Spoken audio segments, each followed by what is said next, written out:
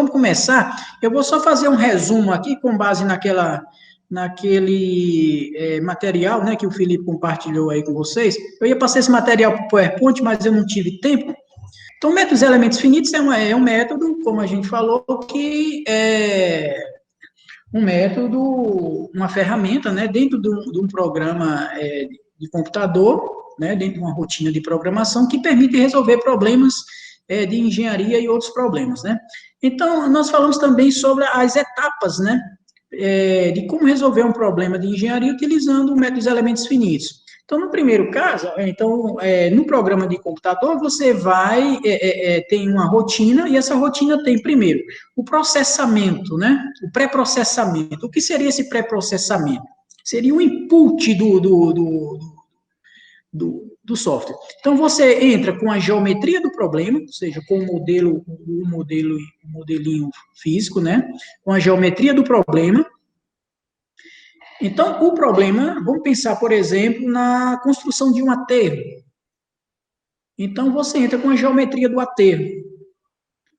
Ou então, vamos pensar também em outros problemas, por exemplo, o problema de fluxo de água através do solo. Vamos pensar numa barragem. Então, você constrói o aterro, depois o reservatório enche, aí você quer observar, por exemplo, medir poropressão, medir gradiente hidráulico.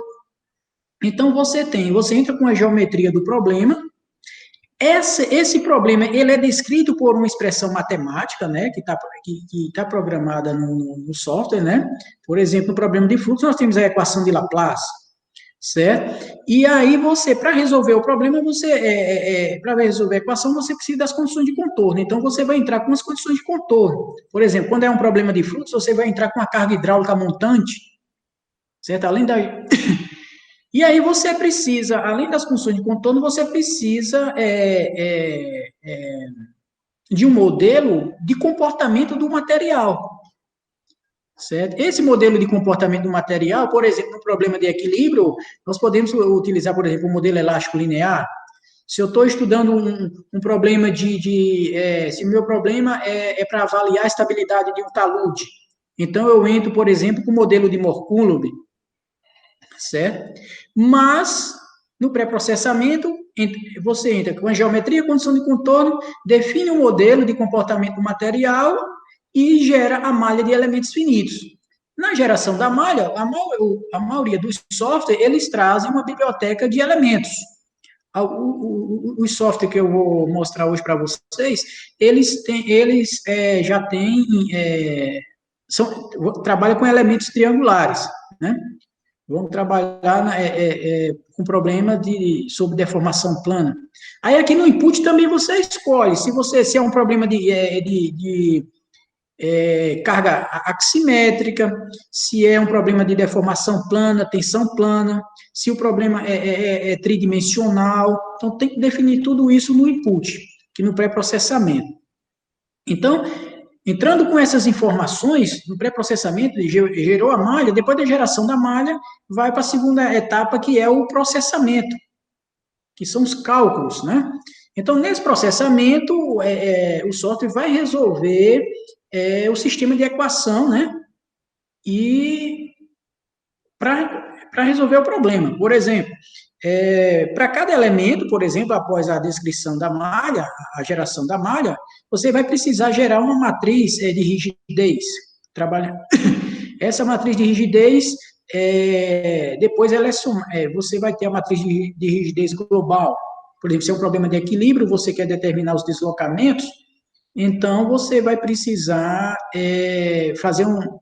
montar uma matriz de rigidez global de cada elemento, você vai ter os deslocamentos de todos os nós, um vetor de deslocamento e um vetor de carga. Pois bem, depois do processamento, né, de todo o cálculo, aí nós vamos para o pós-processamento, que é o output. Então, você vai ler os resultados obtidos no teu problema, certo? Então, lembrando aqui que você tem o problema, a geometria do problema, você tem um modelo contínuo, certo? Quando você gera malha, você transforma o contínuo no meio discreto, né? Você divide o contínuo em pequenos elementos, né? E esses elementos interconectados através dos nós, ou pontos nodais, né? Eles não se interceptam, então eles se conectam a partir dos pontos nodais, certo? Então, para exemplificar essa questão, eu tenho, por exemplo, aqui um probleminha de equilíbrio. Eu tenho uma sapatinha, tem uma carga aqui, por exemplo, a carga do pilar atuante nessa sapata, né? E aqui uma sapata de largura B, por exemplo. Vamos a ideia aqui, por exemplo, a gente determinar recalque, tensões, né, desenvolvida no solo de fundação, ou pode ser também você obter aqui o comportamento do elemento de fundação, por exemplo, o desenvolvimento de trincas, de fissuras no elemento de fundação. Isso é possível também ser observado. Nesse probleminha aqui de equilíbrio, suponha que você tem aqui uma sapata, né, submetida a um carregamento axial, poderia ser uma carga central aqui, né, poderia ser uma carga excêntrica também, não tem. E a largura B. Então, aqui eu tenho um modelinho físico. Então, vamos para o modelo, um modelo aqui matemático e discreto, né? Então, eu tenho a geometria do problema. Eu vou pegar o seguinte, eu vou pegar essa carga, eu posso, depois eu vou mostrar para vocês isso no software, eu posso fazer isso aqui mais de uma forma. Então, tem um modelinho aqui, sapatinha sobre o solo, né? A sapata, ela vai estar assim, a uma determinada profundidade, né? Aqui eu coloquei sobre a superfície, mas mas é como se eu escavasse e assentasse a sapata. Pode modelar isso também. Aqui, para simplificar, eu coloquei dessa forma. Então, eu posso modelar. Então, a minha sapata, qual é o interesse aqui? O interesse é observar os recalques, as tensões, as deformações na massa de terra, no solo. Então, eu vou pegar a minha sapata e vou representá-la no software por um elemento de placa, ou um elemento de viga, né? Se eu estou trabalhando numa condição tridimensional, vai ser um elemento de placa. Se é condição bidimensional, eu vou estar trabalhando com um elemento de viga. E esse tipo de problema também é um problema de deformação plana, né? Então, eu tenho aqui o meu modelinho, né? A geometria do problema. A sapata está representada aqui pelo elemento de viga. A carga, eu posso tanto representá-la como P aqui, como uma carga pontual, como eu posso transformar essa carga pontual numa carga distribuída. Eu dividi essa carga aqui pela área da sapata, e aí eu vou ter aqui a minha carga distribuída. Certo? Então, eu posso modelar esse problema, tanto entrando aqui como carga axial ou carga distribuída. Eu entraria aqui com tensões aplicadas no topo da placa, a largura da placa e as minhas condições de contorno. Quando você tem aqui, você está trabalhando aqui com espaço semifinito, né? Então, você precisa definir qual é essa distância L e qual é essa distância L aqui, né? Então, essa distância L, você determina a partir da experiência prática, né? Então, quem já modelou um problema desse, já tem ideia qual é a distância L, essa distância L aqui recomendada. Normalmente, essa distância L, ela varia aqui mais ou menos de 2 a 3B, certo? Então, é dessa ordem de grandeza. Da onde eu tirei isso? Essa informação a gente obtém a partir da modelagem, né, da experiência prática. Então, isso aqui é só para definir a geometria aqui do problema. Então, esse L, mas eu preciso definir também, nessa fronteira aqui, limitar aqui a minha condição de contorno, né? Então, a minha ideia é observar o comportamento do solo nessa região aqui, devido a essa carga externa aqui da sapata. Então eu preciso limitar aqui a movimentação na horizontal, a partir desse valor de L. Então, eu coloquei aqui essa condição de contorno, inibindo aqui o movimento na horizontal, aqui também e aqui também. Em toda essa área aqui, está liberado o movimento da massa de solo sem nenhum problema, né? A uma determinada distância, onde essa carga não exerce mais influência no solo, aí eu vou colocar essa condição de contorno, esse apoio aqui do primeiro gênero, né, evitando aqui o deslocamento, permitindo só o deslocamento vertical, né, e aqui permitindo só o deslocamento na horizontal. Pois bem, essa distância D aqui também, essa distância D, ela tem que ser maior do que 2B, porque 2B, de 1,5 a 2B, é a distância aqui daquele meu bulbo, né, de influência aqui, bulbo de tensão. Então, esse D aqui, ele depende de quê? Ele depende do perfil de solo, né? Se eu tiver um perfil de solo muito estratificado, e aí é interessante avaliar o comportamento das camadas, etc., aí você estima esse 2B. Por exemplo, se aqui eu tenho um elemento de fundação de uma edificação, e a uma determinada distância da fundação, eu tenho, por exemplo, um tubo de obra de infraestrutura urbana, obra de esgoto, obra de drenagem, ou então um túnel que passa sob uma determinada construção, aí eu tenho que definir esse D, levando em consideração esses outros elementos que existem. No nosso caso aqui, esse D, você pode admitir aqui, nesse probleminha aqui, como sendo 3B, porque aí você estaria trabalhando 2B aí com um bulbo, né, e estaria trabalhando com uma folga. Então, eu tenho aqui a geometria do problema, defini as minhas condições de contorno, eu defino aqui também, nessa etapa, a propriedade dos materiais, aí o solo vai ter o quê? Comportamento elástico linear, ou o modelo que eu vou utilizar, o modelo elástico linear, vai ser o modelo de Mohr-Coulomb, ou vai ser o modelo com endurecimento, ou vai ser o modelo elastoplástico, o modelo elástico perfeitamente plástico, aí você tem que definir isso aqui. Depois gera malha de elementos finitos, né? Coloquei aqui uma malha triangular, com elementos triangulares, mas poderia ser elementos retangulares, quadrados, enfim, com outra configuração. As cargas, elas são aplicadas nos nós, certo? Em cada nó aqui, você vai ter, aqui a gente definiu aqui como simbolicamente essa condição de contorno aqui, inibindo o deslocamento na horizontal, aqui vai entrar também essa condição de contorno inibindo o deslocamento na horizontal. Aqui está faltando um aqui, viu? Por favor, falta um. Esse nozinho aqui, ele está proibido, ele está inibido aqui o movimento na vertical e na horizontal também, então eu esqueci de colocar aqui. Aqui está o elemento de viga sobre o elemento aqui triangular que representa o solo. Então, dividir o contínuo em vários elementos, né? 1, 2, 3, 4, 5, 6, 7, 8.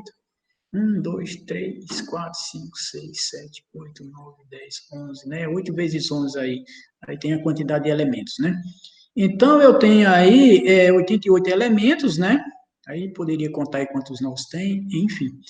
Esse elemento de viga, ele vai se conectar com um elemento sólido aqui, que está representando o solo, através de nós. Então, eu tenho que ter um elemento de viga aqui de 3 nós. Certo? Então, tem a malha de elementos finitos, onde eu vou impor aqui, né? Então, o meu problema, eu estou aplicando carga e eu quero observar nos nós deslocamentos. Mas é importante também, eu quero observar tensões. Então, as tensões, elas são observadas no interior dessa região do elemento. Então, cada elemento finito, ele tem os nós, e você tem também os pontos que a gente chama de ponto de Gauss, ou ponto de tensão, certo? No interior do elemento, onde no interior eu posso aqui determinar, né, as tensões e deformações. Então, temos aqui o elemento triangular de 3 nós, né, com 2 pontos de Gauss, ou chamado também pontos de tensão no interior do elemento. Então, esse tipo de elemento está representando um elemento dessa malha. Eu tenho que a força aplicada, essa carga externa, ela é um vetor de carga, né? Esse vetor, essa carga aplicada no elemento, aqui está representando por esse vetorzinho de carga, F1, F2, F3, onde aí dependendo do problema, se o problema é em uma dimensão, 2 dimensões ou 3 dimensões, cada F1 desse, ele pode ter uma, duas ou três componentes, assim como o deslocamento, né? Deslocamento também pode ter três componentes, né? Deslocamento na direção x, y e z. E esse vetorzinho aqui é o vetor de deslocamento. Tem um vetor de força da carga aplicada, o deslocamento sofrido pelo elemento, né? No nó 1, no nó 2, e no nó 1 eu tenho, por exemplo, na direção x, y e z, se for tridimensional. Então, isso aqui para cada elemento. Para o sistema global, eu vou ter um vetor, uma matriz de rigidez global e um vetor de carga global. Então, representado também por essa expressão, né? Matriz de rigidez global, o vetor de deslocamento e o vetor de força, que está sendo aplicado no problema, né? E aqui representa o vetor de deslocamento de todos os elementos. Aqui reescrevendo, né, esses vetores, né? De deslocamento, de força, né? Tem componente, por exemplo, vetor de força, né? Força 1, ele tem x1, y1 e z1, né? Se for tridimensional. E a matriz de rigidez é o somatório, né? Aí, matricial aí da matriz de rigidez de cada elemento. Bem, resolvido esse sistema de equação, você obtém os deslocamentos, né? Estou trabalhando aqui exemplificando o problema de equilíbrio. Com base nisso, aí você passa as demais variáveis, por exemplo, deformações e tensões, são calculadas no interior do elemento, utilizando para isso um modelinho, por exemplo, a relação tensão-deformação.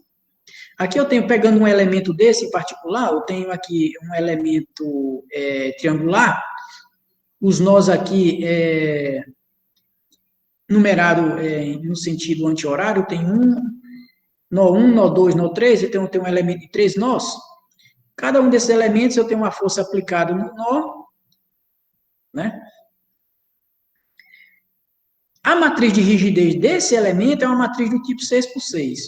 Aqui eu tenho o vetor de deslocamento, direção x e y, dx2 e dy2, e dx3 e y3. Aqui também é o vetor de força. Essa matriz de rigidez eu também posso expressar dessa forma aqui. Essa matriz de rigidez, ela depende do modelo de comportamento do material. Aqui. Essa matriz de rigidez, ela pode ser escrita como a integral desse produto de matrizes, onde a matriz de rigidez, como eu falei, ela depende do modelo constitutivo que representa o comportamento do material, como o modelo elástico linear, elástico não linear, elástico plástico, elástico perfeitamente plástico, enfim, depende do tipo de material que você está modelando, ou seja, do tipo de solo. Se for na área de estrutura, dependendo do tipo de material, se for em outra área também. Então, essa matriz D é a matriz da relação tensão-deformação. Então, a partir dessa matriz aqui, ó, então essa é a matriz da relação tensão-deformação. E essa matriz D, por exemplo, se eu escolho o modelo elástico linear, ela vai ela vai depender do modo de elasticidade e do coeficiente de Poisson. Certo? Essa matriz D chama-se matriz da relação deformação-deslocamento, porque aqui eu obtenho os deslocamentos nos nós. Se eu quiser obter as deformações, eu vou utilizar essa matriz B, né, que representa a relação tensão-deformação para obter as deformações. E conhecendo a matriz B, eu posso determinar também, conhecendo o vetor de deformação, eu posso obter as tensões. Bem, essa matriz B, ela é representada, está apresentada aqui a seguir, como a matriz das funções de forma, da derivada parcial das funções de forma. A gente não falou nisso até então. O que seriam essas funções de forma? Essas funções de forma, que a gente chama também função de interpolação, são funções que você utiliza, né? Cada tipo de elemento tem uma função de forma, né, ou função de interpolação. Eu determinando os deslocamentos dos nós, eu posso determinar o deslocamento em qualquer ponto, utilizando a função de interpolação. A maioria das funções, das funções de interpolação são funções polinomiais, né? Tem um elemento de barra com 2 nós, por exemplo, a função de interpolação é uma função polinomial de grau 1, né? Então, se eu tenho um elemento de barra com 3 nós, a função de interpolação é uma função polinomial de grau 2, e assim por diante. Então, essa matriz B é uma matriz da relação deformação-deslocamento que permite, conhecendo o vetor de deslocamento, determinar as deformações no interior do elemento. E a partir daí, determino as tensões também, nos pontos, no interior do elemento, nos pontos de Gauss ou pontos de tensão. Bem, essa matriz aqui, D, né, que é a matriz da relação tensão-deformação, que a gente chama matriz da relação constitutiva, ela é função, aqui no caso aqui, do modo de elasticidade do coeficiente de Poisson. Você está trabalhando aqui com modelo elástico linear, né? Se eu for trabalhar com modelo de endurecimento, por exemplo, como um hard soil model, eu teria aqui, além do modelo, eu teria que trabalhar com modo de elasticidade secante, modo de elasticidade tangente, e o modo de elasticidade de descarregamento, além do coeficiente de Poisson. Então, dependendo do comportamento do material, essa matriz de rigidez, essa matriz da relação constitutiva, essa matriz dela, ela pode ter uma cara aqui diferente. Então, depende do material e também do nível de tensão, né? E aqui a matriz B, como eu falei, é a matriz composta pela derivada parcial das funções de forma. Eu não apresentei aqui nenhuma função de forma, porque eu precisaria de mais tempos, enfim, para a gente trabalhar intrinsecamente com essas funções de forma. Mas, como eu falei, depois a gente pode voltar nisso. Então, eu tenho aqui, ó, essa mesma matriz aqui, né, essa mesma equação aqui, deformação em função em relação a deformação e deslocamento, e onde aqui eu tenho a matriz da função, a matriz da relação tensão-deslocamento, deformação-deslocamento, que é a matriz da função de forma. Então, ela tem, por exemplo, para esse problema para esse probleminha aqui, né, eu teria essa matriz de rigidez, essa matriz para um elemento, né? Onde eu teria aqui a derivada da função de forma, e essa função de forma ou função de interpolação, seria aí uma função polinomial, né? Aí, se eu quero determinar, por exemplo, o deslocamento no interior do elemento, em outro ponto que não seja no nó, aí eu vou utilizar essa função de forma. Então, multiplico aqui essa função de forma, essa função de interpolação, pelo peso do deslocamento em cada nó. E aí eu teria a contribuição de cada nó nesse ponto. Então, fornece o peso, né, o K aqui, de deslocamento de cada nó nesse ponto. Normalmente, como eu falei, são funções polinomiais, né, e a ordem do polinômio depende do número de nós no elemento. E a partir conhecendo o vetor de deformação, aí eu vou utilizar aqui essa equação aqui para determinar as tensões. Então, primeiro a gente determina os deslocamentos, depois as deformações e depois as tensões. Então, internamente, esses softwares, eles fazem internamente esses cálculos nessa sequência lógica aqui. Então, voltando aqui, então, o modelo, o método dos elementos finitos, então, ele faz isso, ele é um método, né, num programa de computador, numa rotina de programação, que vai resolver um problema, né, de engenharia, seguindo uma sequência, seguindo essas etapas, né, de pré-processamento, processamento seria os cálculos e o pós-processamento. No processamento, ele utiliza essa rotina de cálculo, né? Cálculo da matriz de rigidez, cálculo do vetor de deslocamento, depois cálculo do vetor de deformação e do vetor de tensões. E aí nos apresenta o resultado, né? E esse resultado pode ser apresentado de diversas formas, como isolinhas, pode apresentar em forma de cruzetas de tensões, enfim, em termos de vetores. Então, eu queria mostrar para vocês, eu vou mostrar para vocês aqui um probleminha.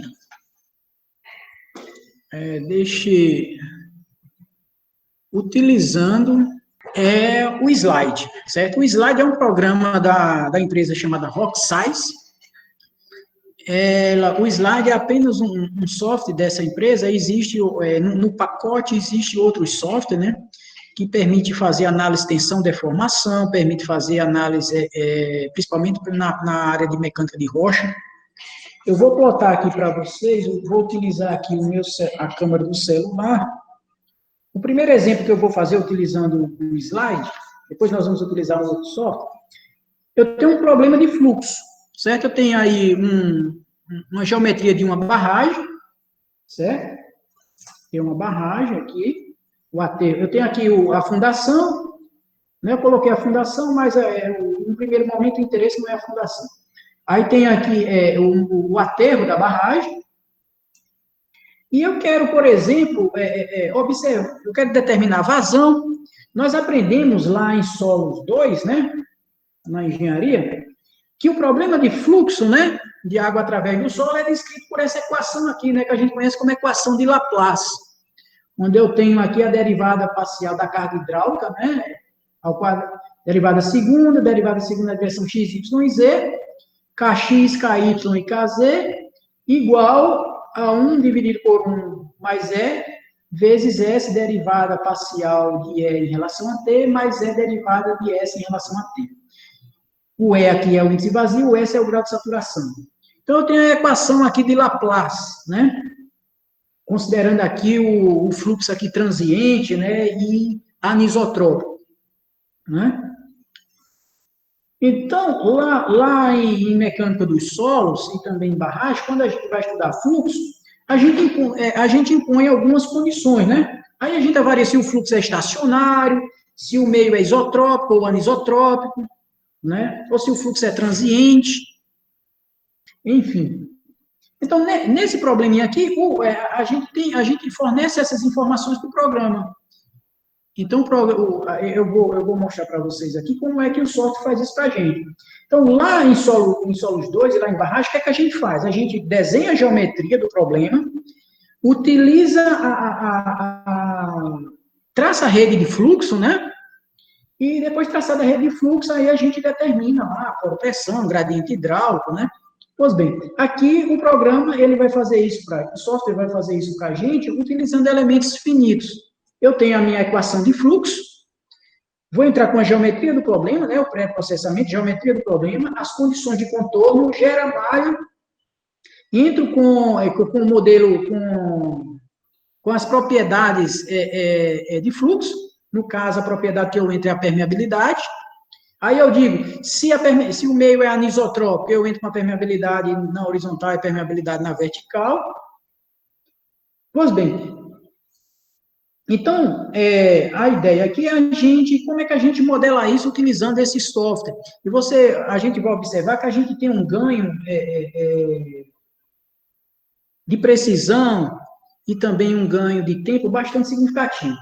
Então, eu vou sair aqui do compartilhamento dessa câmera para compartilhar aqui o programinha. Para a gente resolver um probleminha desse de fluxo,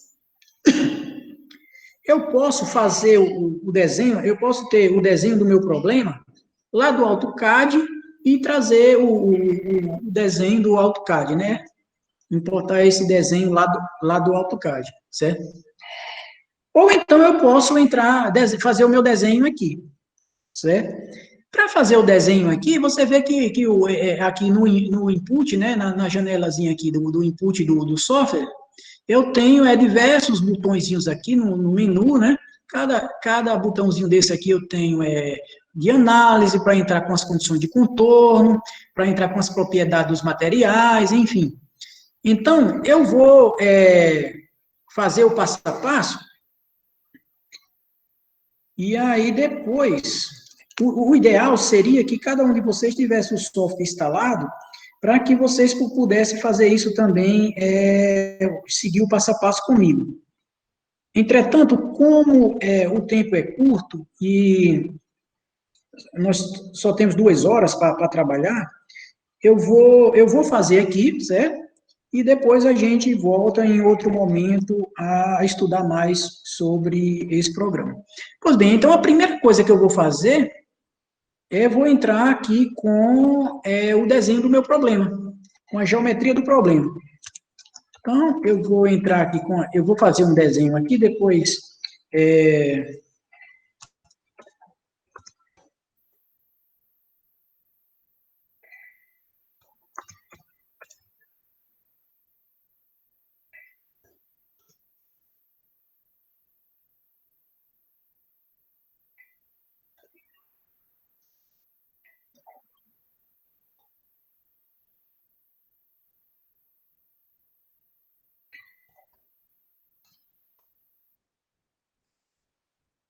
se eu tivesse feito esse desenho no AutoCAD, facilitaria aqui a nossa vida, né?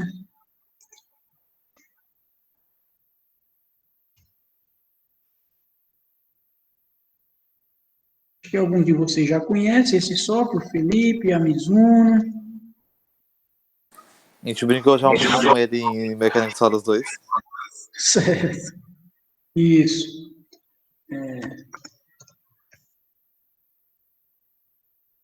Então, fiz um desenho aqui de uma barragem, criei alguns pontinhos aqui, depois eu digo por quê. Mas aqui está mostrando um material só, amarelado, né? Então, deixa eu melhorar esse desenho.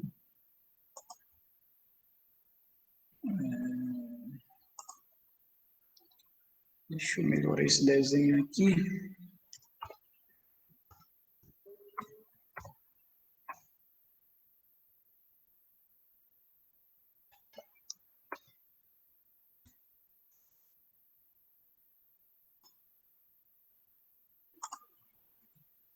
Bem, então, só fiz o desenho, então eu tenho um aterro de uma barragem, né?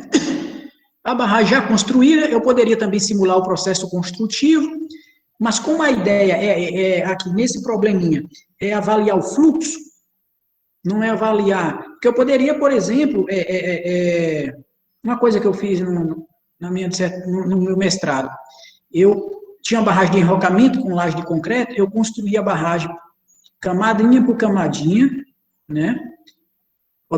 Para observar o comportamento do enrocamento e observar também a interação da laje com o maciço de enrocamento, né? A indução dos deslocamentos na laje, enfim, para o dimensionamento correto da laje. Aqui no caso, então, quando a gente vai modelar um problema utilizando elementos finitos, elemento contorno, elemento discreto, enfim, utilizando um método numérico, aí você tem que avaliar o que é que você vai analisar. No caso aqui, a ideia é avaliar o fluxo. Então, não me interessa o processo construtivo. Eu simular o processo construtivo. Bem, então a primeira coisa aqui é entrar com a geometria do problema. Agora eu vou descrever as propriedades dos materiais. Mas antes disso, eu vou vir aqui, nesse menuzinho aqui que tem análises, e eu vou escolher aqui o método dos elementos finitos. Eu vou aqui em métodos, e vou escolher aqui, aqui, finito, aqui, ó, FEA, análise por elementos finitos. Ele aqui, eu preciso definir aqui qual é o valor do peso específico da água. Pronto. Aí agora, eu vou definir a propriedade dos materiais. Quais são as propriedades dos materiais quando eu estou estudando o fluxo? Qual é a principal propriedade, Felipe? Aí aqui eu já tenho o material, vou colocar o nome barragem, peso específico do solo, sei lá, vou colocar aqui um valor de 18. O modelo, tanto faz, eu vou escolher aqui o modelo de Morcúnio, mas tem outros modelos aqui, ó. Aqui, ó, tem vários modelinhos aqui. Então, vou escolher o Morcúnio. Coesão. Quando eu estou estudando fluxo, né? Esse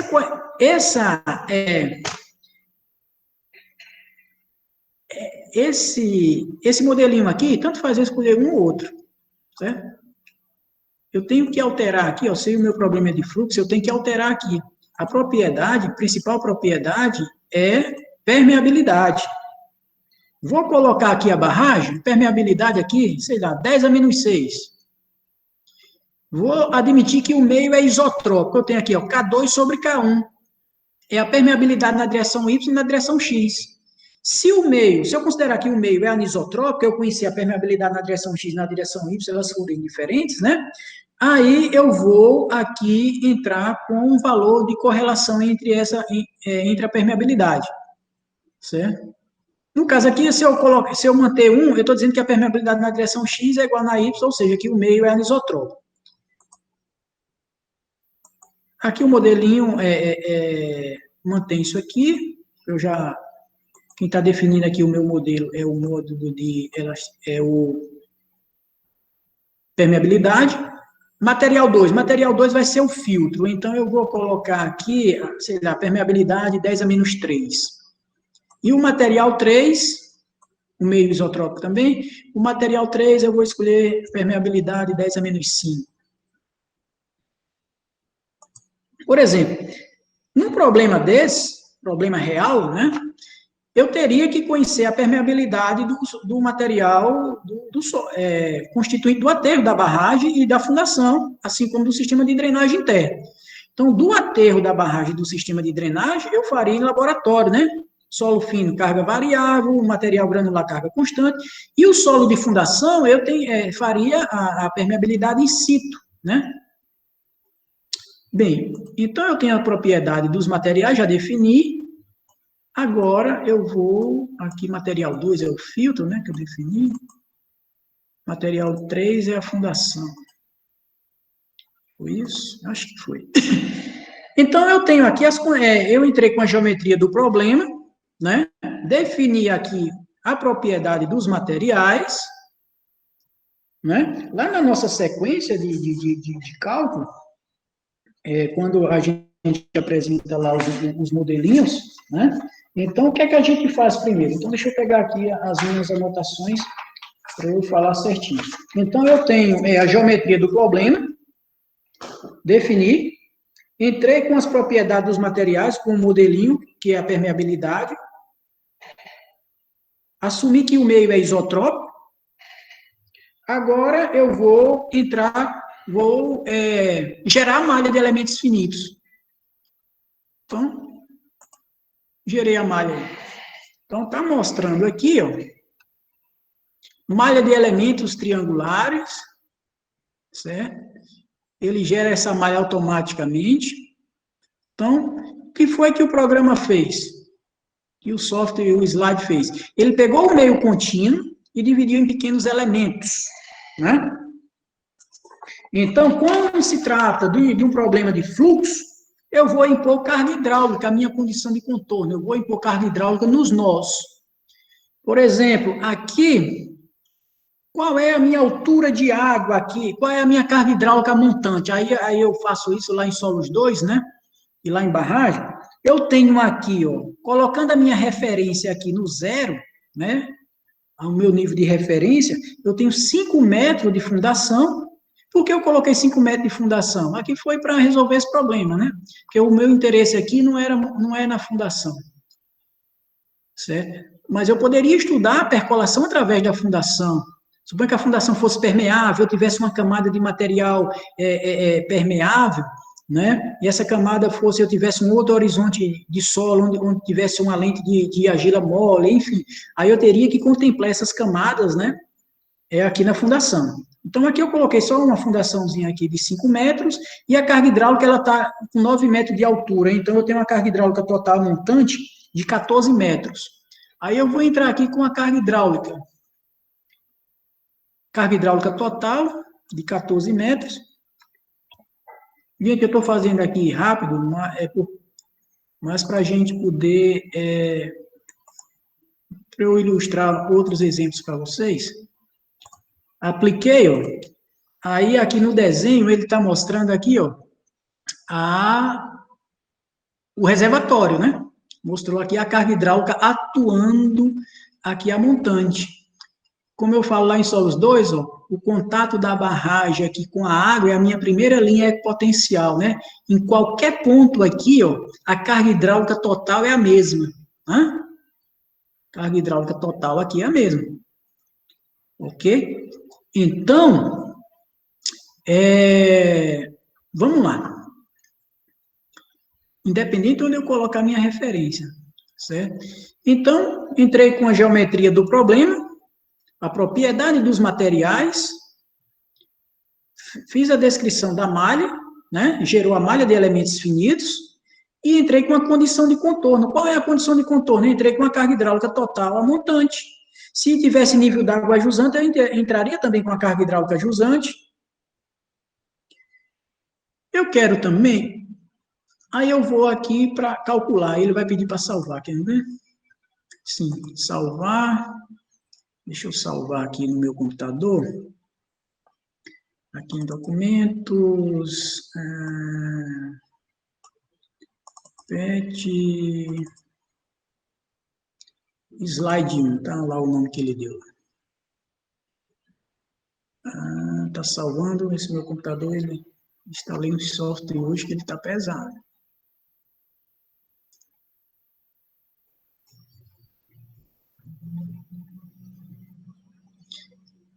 Calculando, já calculou, ele salvou e já calculou. Calculou nessa calculadorazinha aqui. Vai nessa calculadorazinha, ele calcula para a gente e vai mostrar o resultado. Vamos ver o resultado. Aqui,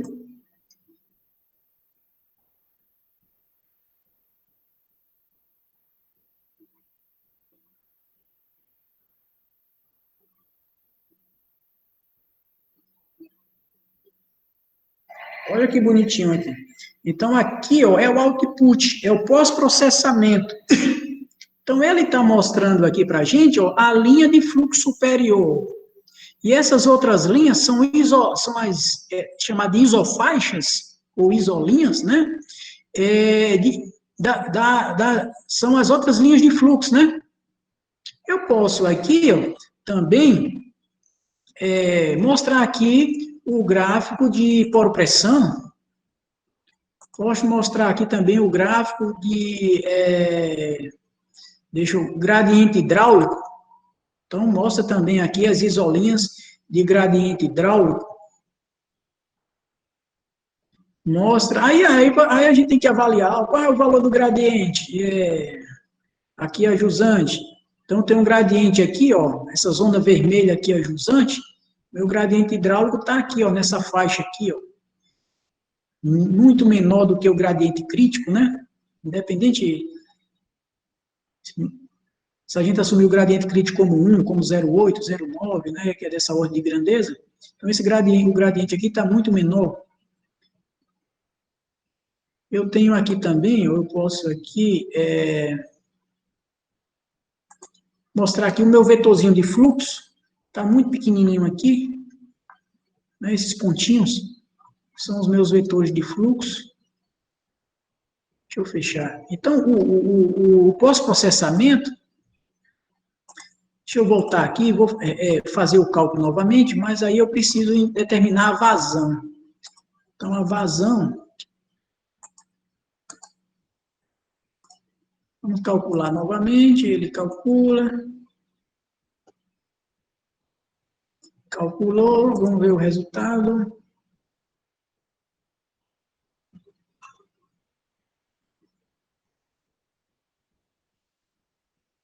Eu tenho aqui a vazão. Aqui eu posso escolher também lá no input as unidades, né? Como eu não mexi nas unidades, ele saiu aqui metros cúbicos por dia, 1,9 metros cúbicos por dia. Então, essa vazão, quando a gente faz isso traçando a rede de fluxo, né? Seria a vazão seria dado pelo número de canais de fluxo ou o número de queda de potencial vezes a perda de carga, né? Vezes a permeabilidade, né, do material. Então, aqui ele mostra a vazão para a gente, mostra a rede de fluxo. Eu posso fazer também, eu estou considerando aqui a minha barragem com reservatório cheio, né? Uma coisa que a gente pode fazer aqui também, se eu mudar aqui, ó, Deixa eu vir aqui em análises. Geral. Uma coisa que eu posso fazer aqui também é avaliar a estabilidade do talude jusante, uma vez que a rede de fluxo já foi estabelecida. Então, quando a gente faz análise de estabilidade, então me interessa saber qual com o reservatório cheio, qual é o talude que a gente analisa, é o talude de jusante. Então, eu venho aqui, mas eu preciso aqui definir as propriedades dos materiais, por exemplo, do solo, da barragem, o peso específico, coesão, vou colocar um valor de coesão qualquer aqui, 5 kPa, o ângulo de atrito, sei lá, vou colocar aqui 27, aqui, vou deixar 20, peso específico do material do filtro, coesão vou colocar 0, o ângulo de atrito vou deixar 35, da fundação também, sei lá, vou deixar 20, aqui coesão, sei lá, vou colocar 10, e o ângulo de atrito vou colocar 30. Então, vou aqui definir a minha...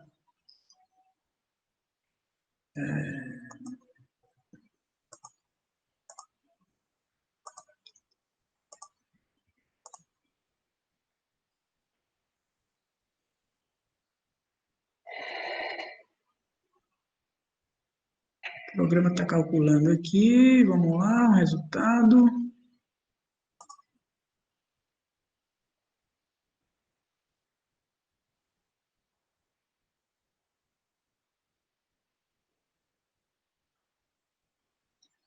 O resultado, ele mostrou o seguinte, ele mostrou aqui que a minha superfície crítica, como eu coloquei uma coesão muito alta, né, aqui para a fundação e para o solo, né, ele mostrou que o fator de segurança é 1,4, ou seja, tem uma superfície de ruptura muito pequenininha aqui no pé de jusante.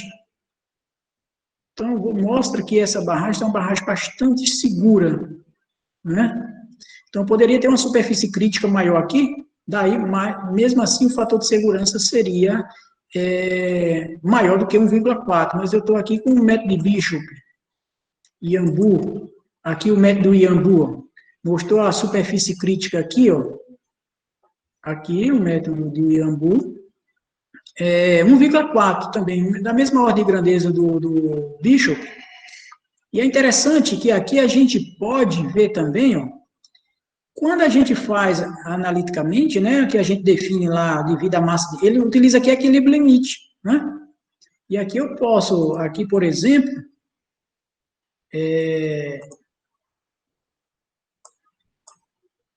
para cada fatia, né, eu defini aqui, ó, por exemplo, se eu clicar numa fatia dessa, ele vai mostrar força cisalhante, força normal, o método de Iambu considera a força horizontal entre as fatias e despreza as forças cisalhante, e a força peso, né? E aqui considerando o fluxo, né? Então, eu fiz aqui, a gente consegue fazer análise de estabilidade, modela o fluxo utilizando elementos finitos, e depois o software utiliza equilíbrio limite para avaliar a estabilidade do talude. Então, gente, isso aqui é um software, o Slide, é um softwarezinho muito bom, né? Para análise de fluxo e análise de estabilidade, né? A ideia é mostrar aqui como é que o software trabalha. Devido ao tempo, seria interessante, né, como eu falei anteriormente, que vocês tivessem um software para a gente poder fazer o passo a passo, e aí com um tempo maior, para que a gente pudesse aprender mais sobre esse software. Mas, enfim, então, tem algumas coisas aqui com relação à modelagem. Por exemplo, essa distância aqui, né? A gente tem que, quando você vai definir o teu modelo geométrico, você precisa dizer qual é essa distância. Então, essa distância aqui, ela é da ordem de 2 a 3 vezes a altura aqui do aterro, quando eu estou trabalhando com barragem. Também, essa profundidade, ela depende da estratigrafia da fundação. Se o meu interesse é só analisar o aterro da barragem, nessa modelagem eu nem incluiria a fundação, né? Eu coloquei só para exemplificar aqui que você pode introduzir a fundação, mas se meu interesse é só o aterro, eu não estou preocupado com a fundação, Então, eu retiraria a fundação e fazia modelagem só do aterro. Bem, com relação ao slide, vocês teriam alguma pergunta, enfim? Senão a gente passa já para o outro problema. Cadê o outro problema? O outro probleminha é um problema de equilíbrio. Por exemplo, vamos colocar aqui um nome. Estou utilizando esse programa que chama Plax. Essa minha versão é a versão mais antiga, 8.2, é uma versão de 2008. Já tem outras versões muito mais recentes, né? Então, eu vou aqui no input do programa. Então, a primeira coisa que a gente faz aqui, definir, por exemplo, eu vou entrar aqui no input, né? Definir um novo problema, eu vou entrar aqui como sapato. Esse meu problema aqui vai ser sapato. E aqui eu tenho o estado de deformação plana. Esse programa trabalha com elementos finitos triangulares, de 6 e de 15 nós. Eu vou deixar elemento de 15 nós. Aqui eu tenho, nessa outra abazinha aqui, então selecionei aqui o nome do problema, o tipo de análise, deformação plana, número de nós. E aqui na outra aba tem, por exemplo, eu vou definir as unidades, comprimento em metro, força em quilograma, tempo em dia. O tempo não interessa, porque o meu problema é de equilíbrio. E aqui eu vou entrar com as dimensões da minha área de trabalho. A princípio eu vou deixar esse. Aqui tem um grid também. Nessa versão que eu estou aqui compartilhando com vocês, não tem... eu não consigo... importar do AutoCAD, por exemplo, o desenho. Já na versão mais recente, né, na versão atual desse software, eu consigo fazer isso. Bem, aqui eu tenho a minha área de trabalho, o meu input aqui do programa, certo? No meu menu aqui, ó, eu estou no pré-processamento, que é chamado input aqui, depois eu vou para o cálculo, output, certo? Então, aqui eu vou definir a geometria do problema. Então, eu vou fazer aqui um probleminha de equilíbrio. Eu vou entrar aqui com line, né?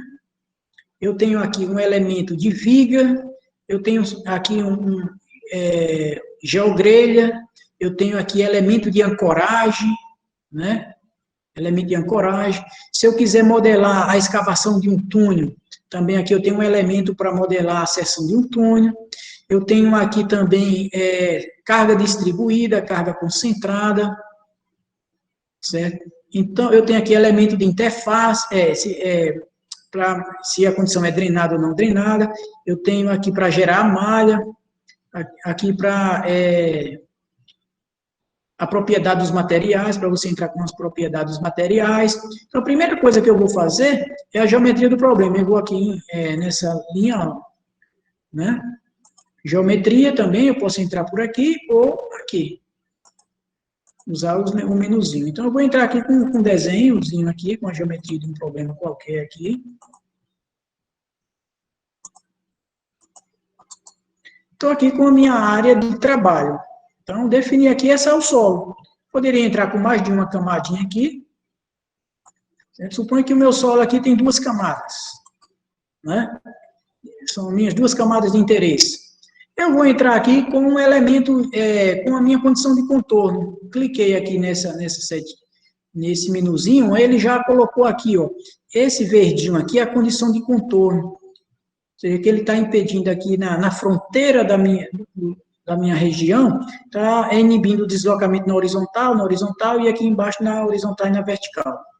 Então, isso é uma condição de contorno. Eu vou entrar agora com definir a propriedade dos materiais. Venho nesse menuzinho aqui, e aí aqui, por exemplo, se é o solo, então aqui tem solos e interfaces, mas tem elemento de placa, geogrids, que vão estar com geogrelha, ou com o elemento de ancoragem. Como eu vou modelar o solo, então vai ser soil aqui.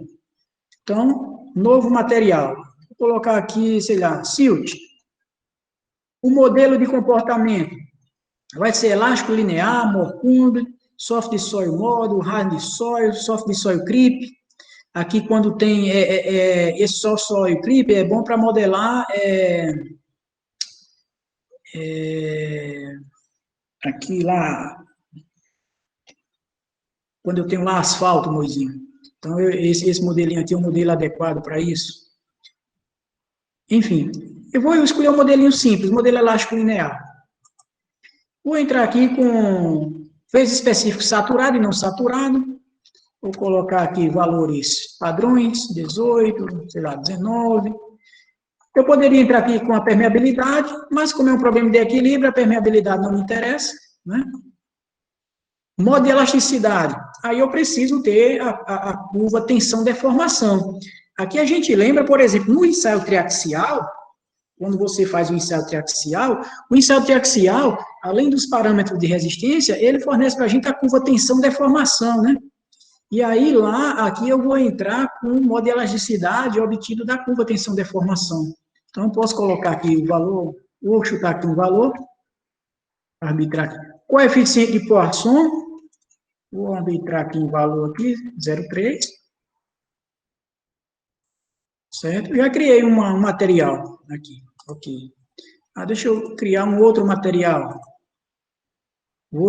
Aqui vai ser, sei lá, um tilt arenoso.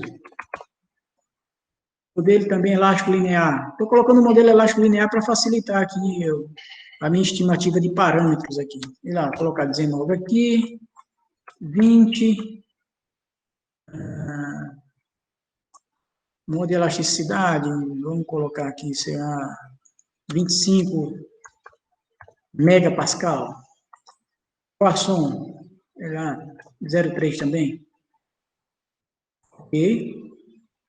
Vou arrastar para cá, material 1, arrastando para cá, material 2. Então, tem aqui a geometria do terreno, que é o meu terreno, né? É importante a gente fazer uma analogia o seguinte, que essa interpretação da geometria aqui do meu terreno, eu estou fazendo essa modelagem, eu trago, por exemplo, da sondagem. Então, quando eu faço uma sondagem no terreno, então essa informação que eu tenho da sondagem me permite fazer, por exemplo, uma descrição expedita do solo, o horizonte de solo que eu tenho com profundidade. Os parâmetros do solo são obtidos, determinados a partir, no caso aqui desse problema, a partir de ensaio de laboratório, né? Por exemplo, a partir do ensaio triaxial, eu tenho a curva tensão-deformação, eu posso estimar aí, determinar Poisson, modo de elasticidade, enfim. Agora, eu tenho aqui já a geometria da região, com dois materiais diferentes, já coloquei aqui a propriedade dos materiais, defini as condições de contorno, agora eu vou gerar a malha. Gerou a malha de elementos finitos, tá. Vamos abrir aqui. Então, a gente observa que tem a malha de elementos triangulares. Se eu pedir aqui para ver as informações, eu vou ter que essa malha aqui, ela tem o número de elementos, 104 elementos triangulares e 905 nós. Aqui é o seguinte, quanto maior o número de elementos, maior o tamanho da matriz de rigidez, maior o tamanho do sistema de equações, então maior o tempo de processamento. Certo?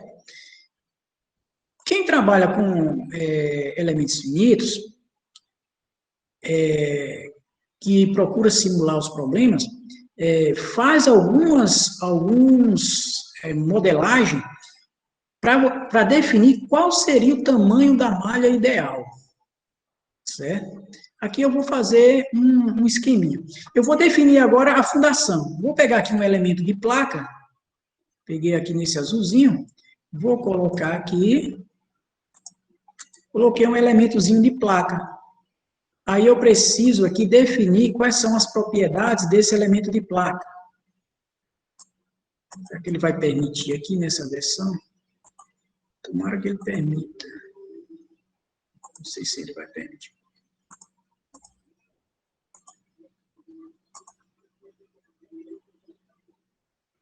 Deixa eu só fazer um teste aqui, ver se ele vai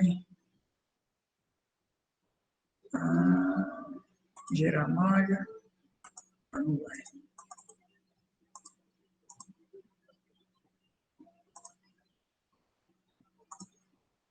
Meu elemento de placa. Eu vou botar aqui sapata. Aqui, o elemento de placa, a gente entra com as seguintes propriedades aqui, nesse software. Nós vamos entrar aqui com a rigidez axial, né, e a rigidez, o EA e o EI. Então, eu vou pegar um valor qualquer aqui, que eu já tenho aqui. 1,4, 10 elevado a 7. Vou entrar aqui com 1,2. Elevado à quinta. Então, eu conhecendo, por exemplo, se é concreto, o modo de elasticidade de concreto e a área da seção transversal, aí eu determino esse EA e também o I, né? O momento de inércia. Esse aqui é o peso por unidade de metro, aqui, quilômetro por metro de placa. Eu vou colocar um valor qualquer aqui, 8,3, é isso. O coeficiente de Poisson, vou entrar aqui com concreto, 0,25. Ok.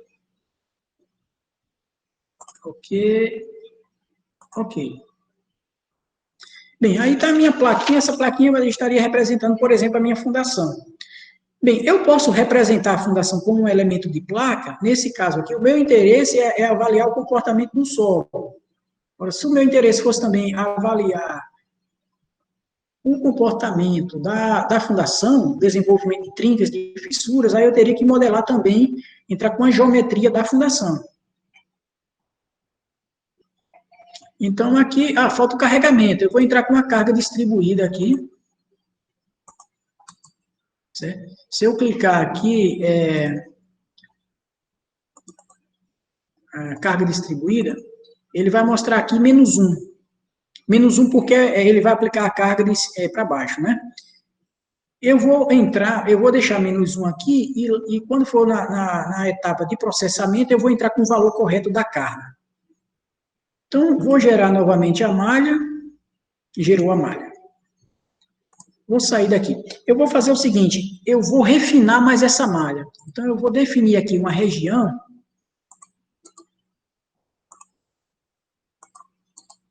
E eu venho aqui, mexe, refinar cluster. Será que ele vai refinar esse? Opa, Ctrl Z. Eu não sei se deixa eu refinar a malha. Ele já refinou um pouco mais a malha. Mexe. Ele não vai refinar, vou refinar.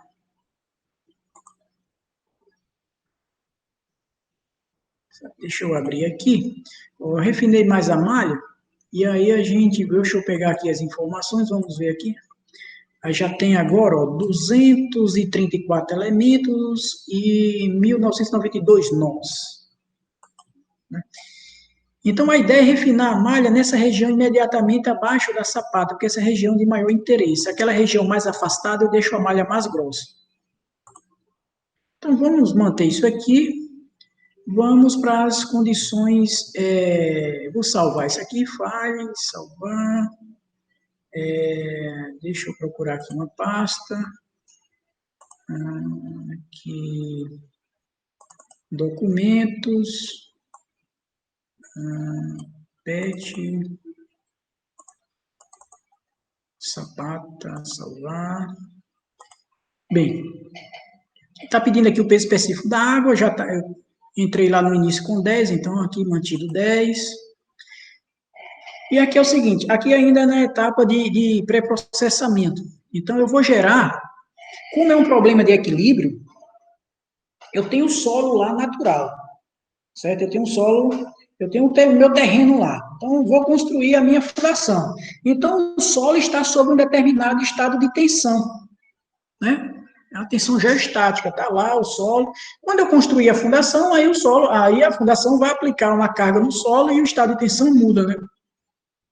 Então, eu preciso aqui no início dizer para o solo, gerar aqui a minha condição, o meu estado de tensão inicial, né? Eu vou modelar aqui sem água, depois eu boto aqui o nível d'água para a gente comparar aqui o resultado. Então, como não tem água, ele não gerou nada.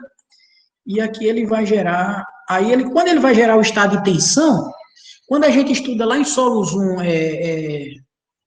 tensões, a gente tem a tensão vertical e tem a tensão horizontal, e tem um K0, né, que é a relação entre a tensão horizontal e vertical. Então, eu vou entrar aqui com o valor do K0. Então, vou colocar aqui, quando o Poisson da... Deixa eu fazer aqui na calculadora. Quando o Poisson, eu entrei com o Poisson do solo, foi 0,3, né? Então, o K0, o Poisson dividido por 1 menos o Poisson, não é isso? Então, fica 0,3 dividido por 0,7. Então, isso aí dá quanto? Dá 0,43, né?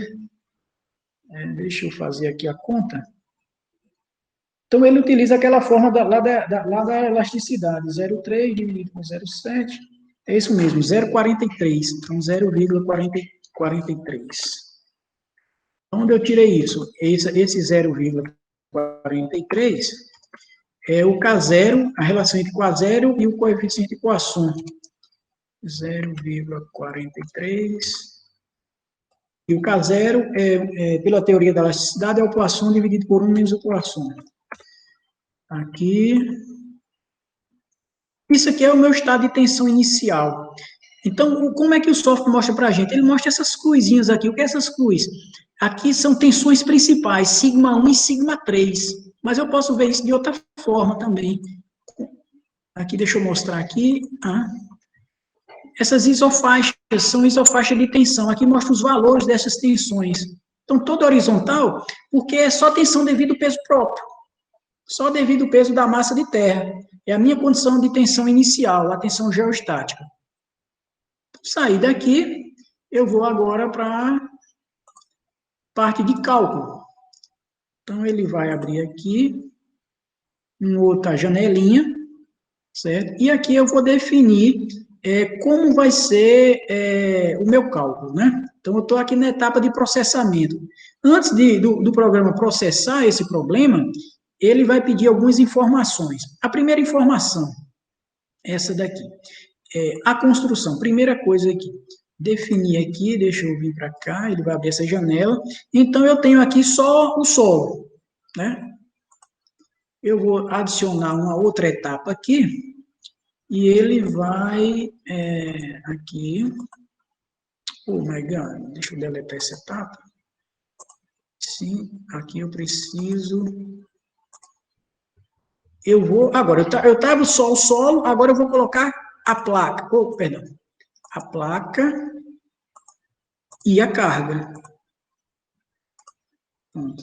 Agora eu vou mandar o programa calcular. Aí o programa vai fazer uma pergunta aqui. Ele está perguntando se eu vou selecionar algum nó ou algum ponto de Gauss para que ele possa mostrar a curva carga-recalque e tensão-deformação para mim. Eu vou escolher que sim. Quando eu escolho que sim, ele vai abrir essa janela. Deixa eu aumentar aqui. Vendo? Aqui eu tenho elemento triangular com 15 nós. E no interior aqui eu tenho 3 pontinhos. Esses pontinhos é chamado ponto de Gauss, ou pontos de tensão. Eu vou selecionar aqui alguns pontinhos desses. Né? Ele vai me dar a curva carga-recalque e a curva tensão-deformação. Selecionei e agora eu vou mandar calcular. Ele está calculando, ele vai mostrando aqui o cálculo e vai mostrando também o erro tolerado. Calculou. Agora vamos ver o resultado. Aqui ele mostra a malha deformada. Né? Então, ele mostra a malha deformada. Aqui a malha está bastante deformada, porque a escala também está grande aqui, né? Mas deixa eu mostrar aqui deslocamento vertical. Então, ele mostra aqui, ó, o deslocamento vertical em forma de setas, né? Apresenta também um valor aqui, ó, 4, 10 a menos 3 metros, né? Dá o quê? E aqui eu posso mostrar também, de outra forma, as deformações. Aqui, ó. essa forma de apresentar aqui. Ele mostra o deslocamento e mostra as isolinhas, ou isofaixa de deslocamento. Imediatamente abaixo aqui da fundação, eu tenho aqui um deslocamento da ordem, aqui o deslocamento máximo aqui, da ordem aqui de 4,5, na verdade está 4,26, né? Acontece imediatamente abaixo da fundação, né? À medida que vai descendo, ó, esse deslocamento ele vai caindo significativamente, a ponto de zerar. Isso mostra que o que é que vai acontecendo com a profundidade? As camadas mais próximas, elas vão absorvendo mais a carga, né? E à medida que eu vou descendo, essa carga ela vai vai chegar um momento em que essa fundação aqui, a carga aplicada por esse elemento de fundação, né, não exerce influência nenhuma, como aqui na fronteira. Ó, eu defini essa distância até aqui, o final aqui do meu elemento, defini um determinado valor aí, aleatório, mas até, qual seria a distância adequada, né? A distância, eu poderia parar aqui, ó. Então, ó, eu diminuiria o tamanho da minha região, né, da minha geometria do problema, teria um número de elementos menor, um tempo de processamento maior. Então, mas isso aí tem que brincar aqui com a simulação, enfim. Então, aqui, esse programinha, ele é legal, porque ele permite que a gente observe o comportamento. Eu tenho aqui também tensões, vamos ver aqui tensão total. Aí ele mostra aqui as cruzetas de tensões, né? Tensão principal maior é a vertical, tensão principal menor, sigma 1 e sigma 3. O que é que acontece, se eu der um zoom aqui, imediatamente abaixo da fundação, acontece um pouco aqui, e aqui na extremidade do elemento aqui de fundação, acontece uma rotação das tensões principais, né? Porque vai mudando aqui o carregamento aqui imediatamente abaixo da fundação. Você tem aqui tensão principal maior na vertical, tensão principal menor na horizontal. À medida que eu vou caminhando para a extremidade, vai acontecendo uma rotação das tensões principais, porque vai mudando o estado, as tensões, ela vai mudando o estado de tensão, né? Eu posso apresentar também o resultado dessa forma aqui. Né? Aqui eu tenho tensões, deixa eu mostrar aqui as tensões totais. As tensões totais vão ser iguais às tensões efetivas, porque eu não tenho aqui por pressão. Então, deixa eu mostrar para vocês aqui uma outra curvas. Se eu vim aqui em curvas, vamos ver se essa versão aqui vai mostrar para mim. Ele vai abrir aqui curvas. Curvas existente, ok. Sapata, abrir.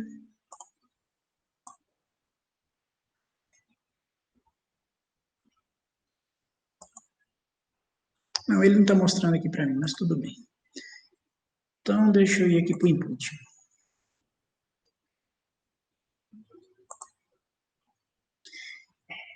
Então, aqui, o que é que eu estou demonstrando para vocês aqui? Como a gente modela um problema de equilíbrio utilizando um software de elementos finitos. Aqui, você, enquanto operador do software, você não interfere no cálculo. Ou seja, você não resolve cálculo aqui. Você vai ter que fornecer as informações corretas para que o software resolva o problema. Por exemplo, se eu deletar isso aqui, deixa eu deletar essa condição de contorno. Vou deletar aqui a condição de contorno. Por exemplo, quando eu estou fornecendo aqui, deixa eu deletar aqui, condição de contorno. Pronto, aqui em uma das faces, aqui eu liberei o movimento, ou seja, não coloquei as condições de contorno. Vamos ver aqui, vou mandar gerar a malha, ele gera a malha. Vamos ver o que é que acontece. Opa, cancela aqui, gerou. Date, calcular, vai para a etapa de cálculo.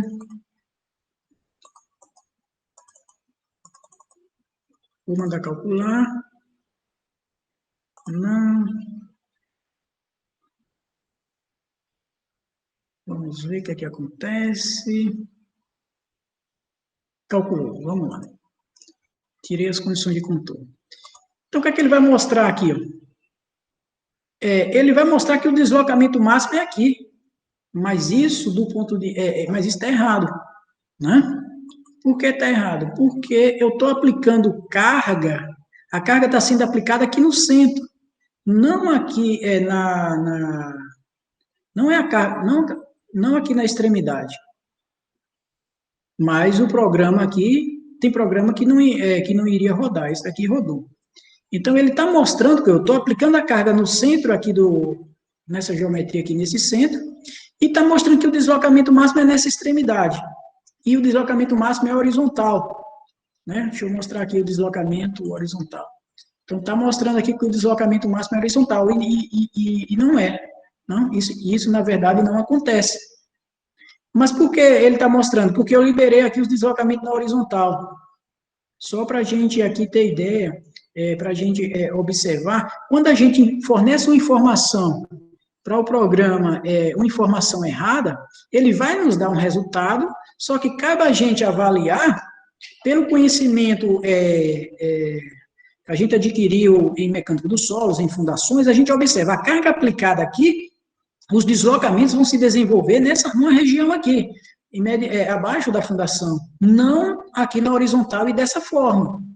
Então, a gente vai observar, a gente tem que também fornecer para o software, a gente tem que saber fornecer as informações corretas para o programa, né?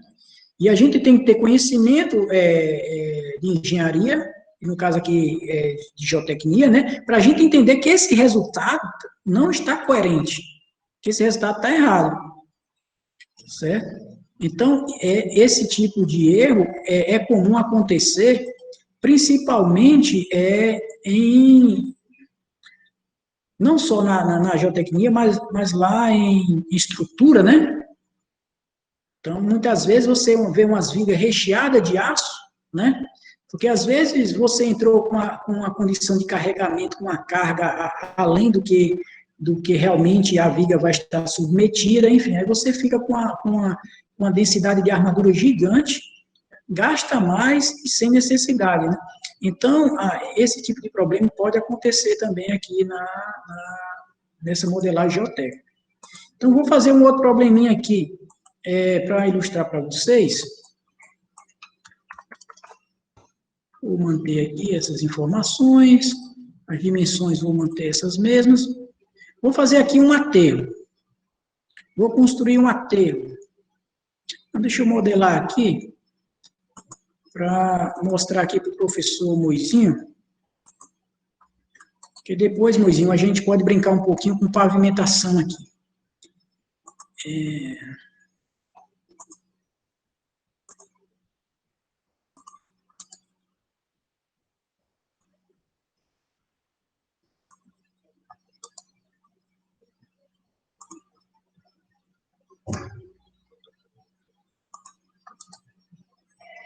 Eu poderia aqui modelar um pavimento, né? Então, eu coloquei umas dimensões aqui aleatórias. Tem aqui o subleito, terreno natural, um reforço, subbase, base, ou poderia ser subbase, base e revestimento, né? E, então, a gente pode, eu poderia entrar aqui também, Joel, com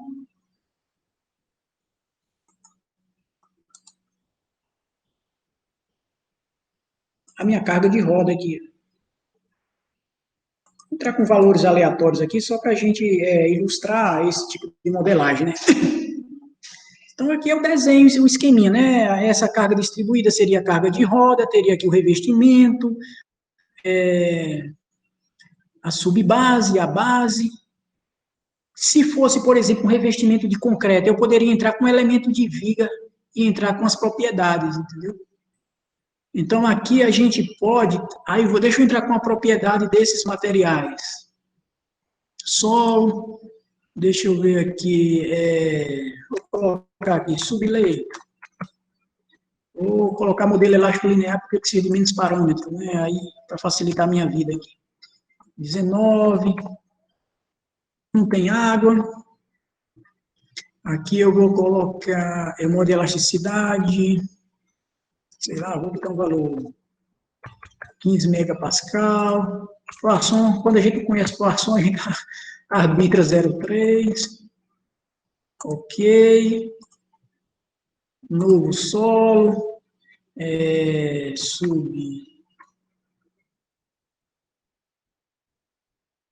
Base. Vou botar elástico linear. Estou chutando aqui os parâmetros. Sim, tem outra coisa importante aqui, que é a condição de fluxo. Drenado, não drenado. Como o problema é de equilíbrio, não é de fluxo, então não precisa mexer aqui. Então, 20. Aqui, sei lá, vou botar 20 mega. Poisson também 0,3. Ok. Ok. Vou entrar aqui no base. Linear. Sei lá, 19. Aqui. Vou botar 20 aqui só para ilustrar, só para ficar diferente. 21.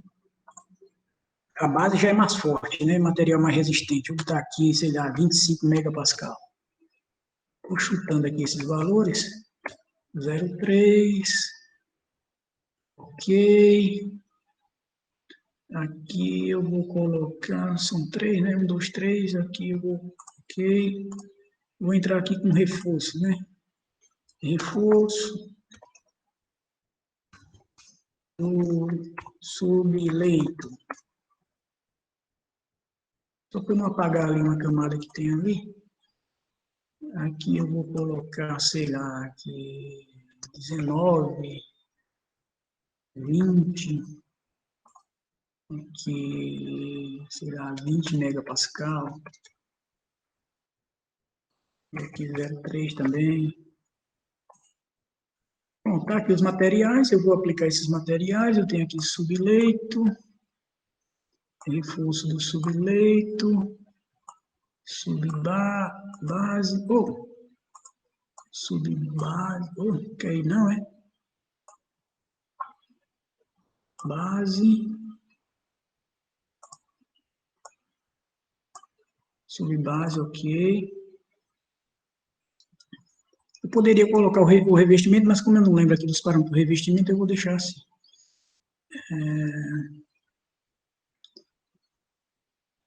Entrar aqui com essa carga de roda. Lá na frente eu entro com essa carga de roda.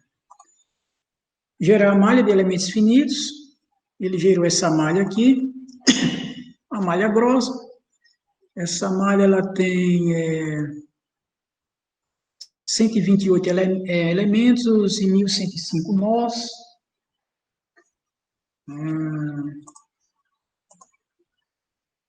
Eu vou... Pronto, agora salvar aqui. Ele vai pedir para salvar. Ok. Eu vou dizer aqui o nível. Calma, cancela. Vou colocar o nível d'água numa determinada. Eu vou colocar aqui numa determinada profundidade. Para ele gerar aqui uma freática aí. Está mostrando que nessa cota aqui eu tenho água. Mostrando o estado de tensão. Para cima o estado de tensão não. Ele vai ser gerado agora. 0,43. No K0. 0,43. Que eu entrei com Poisson com 0,3. 0,43. Ok, gerou. Isso aqui é o estado de tensão inicial, né? Tensão devido ao peso próprio. Agora, peraí.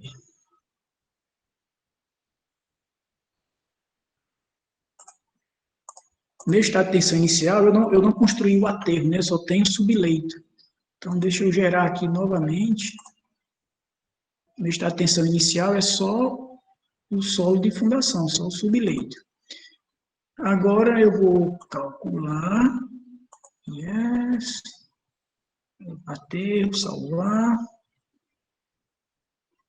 Abriu essa janelinha aqui. Cadê a janelinha de cálculo? Está aqui. Então, fase inicial, eu vou definir aqui que é só o terreno de fundação. Vou entrar aqui com a nova etapa, eu vou construir. Opa, segunda etapa, cadê? Definir. Entrei aqui com um reforço. Terceira fase. Então, eu posso simular o processo construtivo. Next. Entrar aqui. Quarta fase aqui. Definir isso aqui. E a quinta é o carregamento. Carregamento. Esse carregamento, eu vou entrar com um valor aqui, sei lá, um valor qualquer aqui, 100. Tem que entrar com 100 também, que é para o outro nó. Esse carregamento aqui, entrar com 100 também. 100. Ativei. Ok.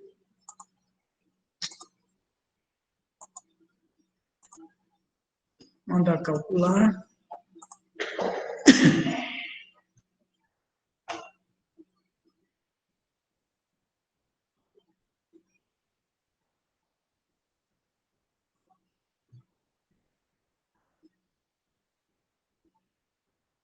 E aqui eu vou ver os resultados.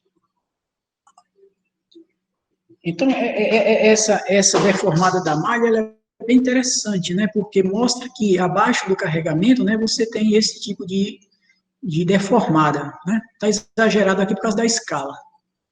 Então, mas mostra a tendência de deslocamento, como é que acontece, né? Então, se eu mostrar aqui deslocamento vertical, ele vai mostrar isso aqui, ó, que legal. Então, eu tenho aqui os deslocamentos aqui, né? Isso aqui mostra o seguinte também, é interessante que mostra que abaixo aqui da carga, né? Você tem aqui um deslocamento, né? Deslocamento máximo, e aqui também, né? Considerando aqui esse eixo com essas duas cargas iguais, e no centro aqui você tem aqui essa configuração aqui, né? Deixa eu mostrar as tensões que a gente consegue analisar isso melhor. Então, as tensões aqui mostra a distribuição das tensões, né? Você vê que aqui você tem tensão, tem um certo arqueamento de tensão. Se mostrar isso em termos dessas cruzes, tensões principais, ela é bem interessante aqui, ó, que aqui no contato com o carregamento você tem aqui a concentração, né, das tensões, e quando você se afasta, aí você tem uma rotação das tensões principais. E é justamente isso que mostra aqui, ó, o arqueamento das tensões. Então, eu consigo modelar, eu consigo brincar aqui um pouco, variar aqui. Ó, eu vou variar aqui as propriedades da base, da subbase, do subleito, do reforço do subleito. Eu não coloquei aqui o revestimento, né? Mas pode colocar também, variar módulo, variar a propriedade dos materiais e observar os deslocamentos, né? Enfim, então, deixa eu plotar aqui um outro resultado. Deixa eu mostrar aqui a primeira camada, o resultado só para a primeira camada. Aqui, deslocamento vertical.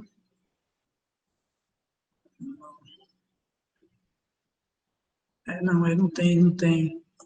Só tem a fundação. Aqui mostra o deslocamento vertical devido à construção da primeira camada, né? Devido ao reforço do subleito. Então, como não tem carregamento, então mostra essa distribuição de carga aqui, esse deslocamento com essa configuração. Deixa eu ver em termos de tensões. Então, a tensão devido tensão total, também tem a tensão, a componente das tensões também, tem em termos de tensões efetivas, tem a tensão aqui total na vertical, na horizontal. Deixa eu ver a tensão aqui na horizontal, como é que fica aqui.